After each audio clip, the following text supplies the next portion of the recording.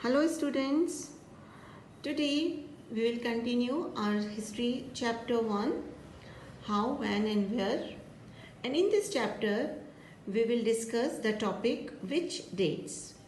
In this topic first we will discuss this question. You can see this question is already highlighted here. It's by what criteria do we choose a set of dates as important? So children, you need to understand that not all historical dates are important. So the ones that are important is purely due to the event that occurred during that time. Here you can see they become vital because we focus. Okay, here you can see one example. In 1608, arrival of East India Company. It makes any sense. If we did not link with its arrival of East India Company, therefore this event makes this date important. Not that I have said, that I can also say that if our focus of study changes, if we begin to look at new issues, a new set of dates will appear. Significant means if we give importance to any particular event. Due to that, we can create importance of particular date. So here you can see many event and dates.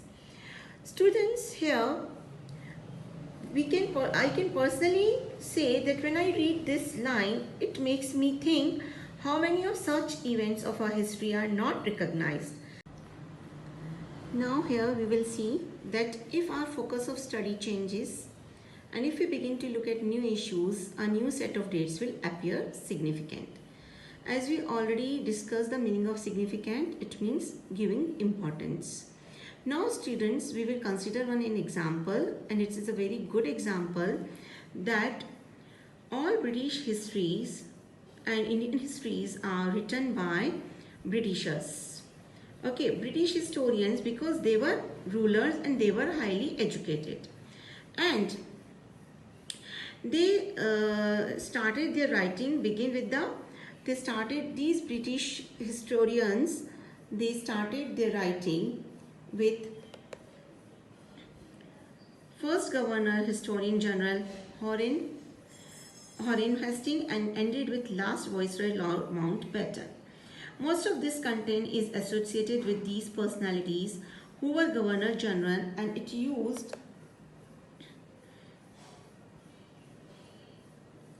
to be all about their activities, policies and achievement. It was as there was nothing else important than their lives.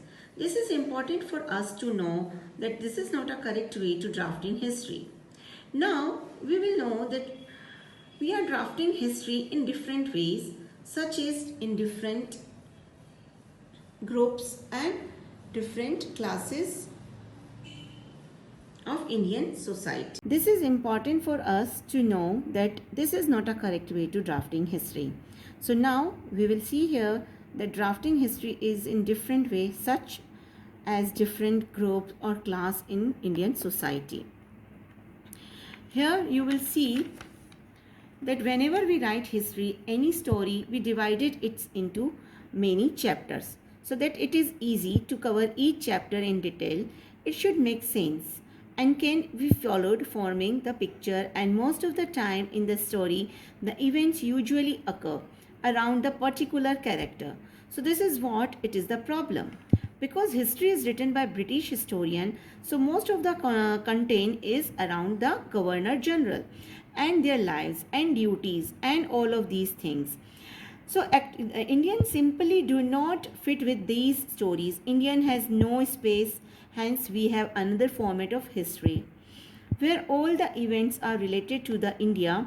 This would mean that all dates will no longer have the importance as have they earlier had, and new sets of dates will become more important us to know.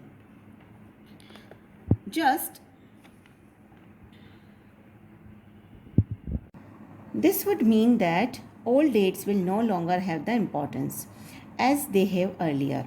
head and new sets of dates will become more important as to know, just like we read in the beginning. If you give importance to any particular event, automatically that date associated with that event is become important as well. So if we have to start a new format of history, how did we will start new timeline? Let's look one approach done by James Mill in 1817. In our next video, we will learn more about it. Thank you, students.